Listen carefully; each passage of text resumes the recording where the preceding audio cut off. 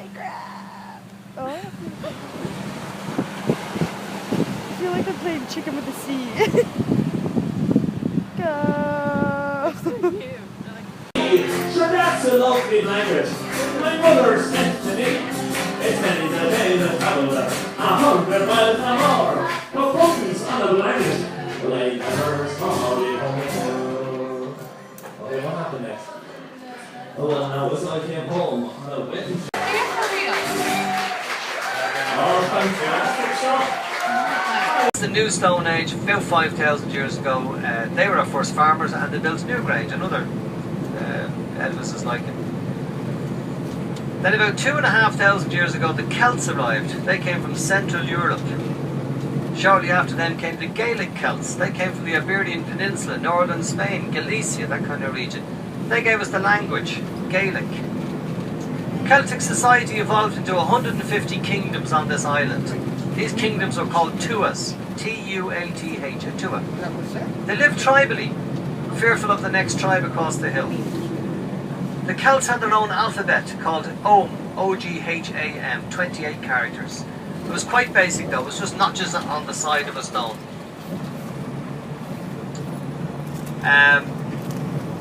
The Celts were pagans. They worshipped the moon, the stars, the rivers, etc. And their leaders were druids. They fell over, they grew, died, fell over. This cycle repeated itself. The dead wood mixed with the acidic soil up here in the mountains and formed boglands.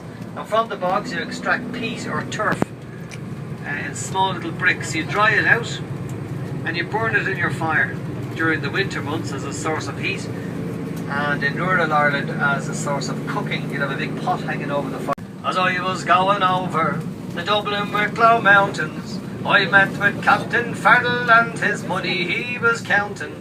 I first produced my pistol and then produced my rapier. I said, stand and deliver, or the devil he may take you with your ring of a doom-a-die.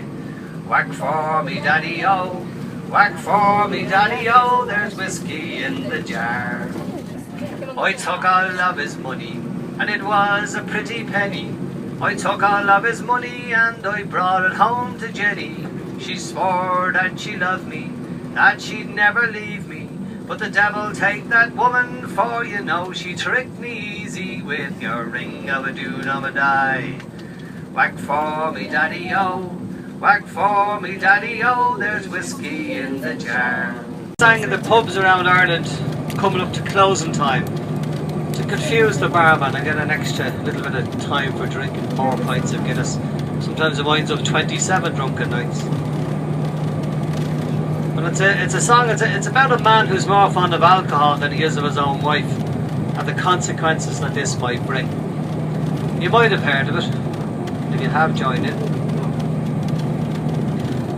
As I went home on a Monday night, as drunk could be, I saw a horse outside the door, where my old horse should be.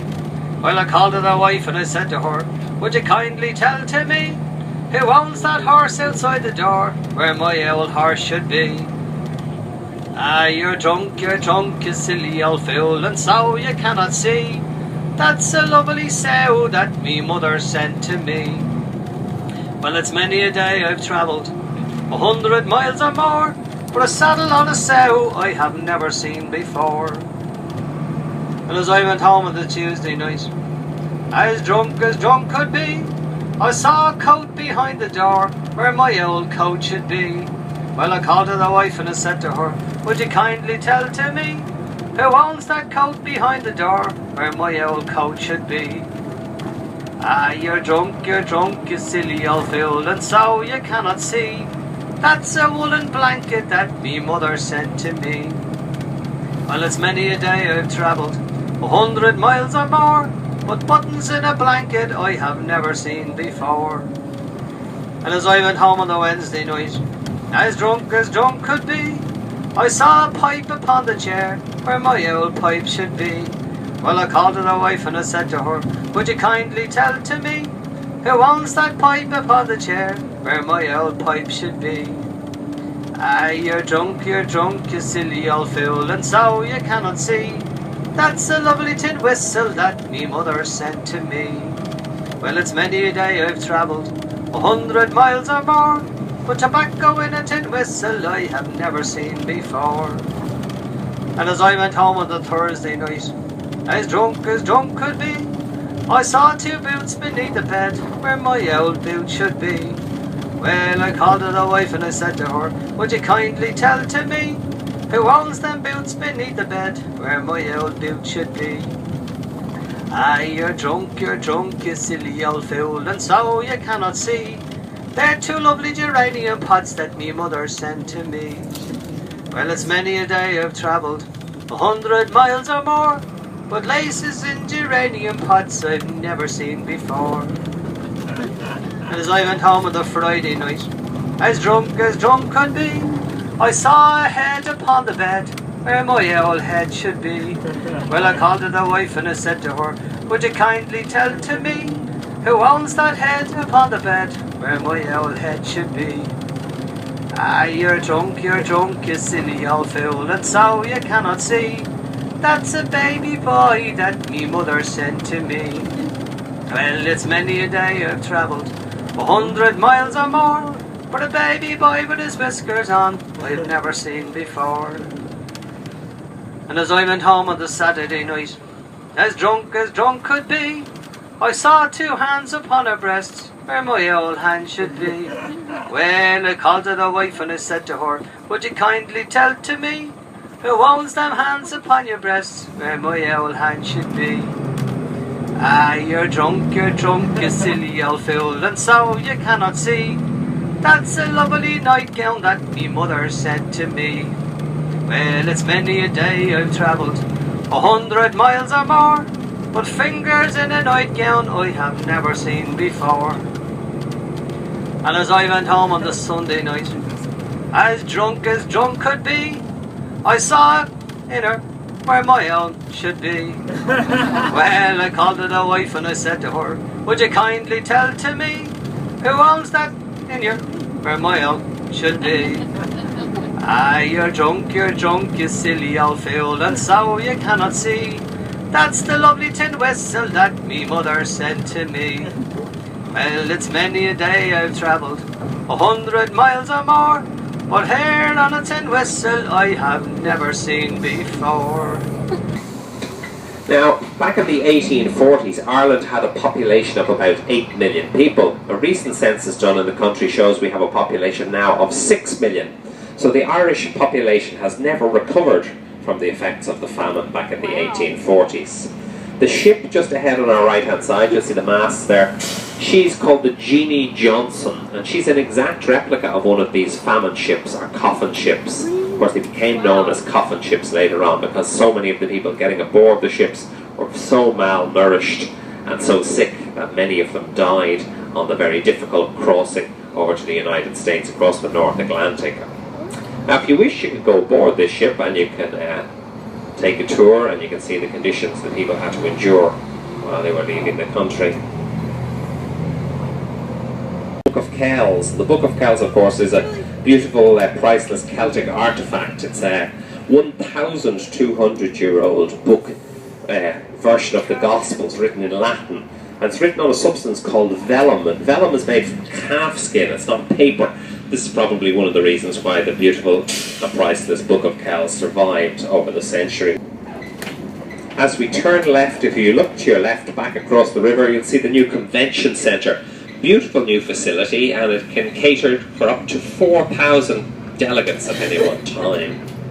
I'm trying to leave pictures to have room. The next statue coming up on our left-hand side is a man called Admiral Brown. And Admiral Brown was born in Mayo in the west of Ireland.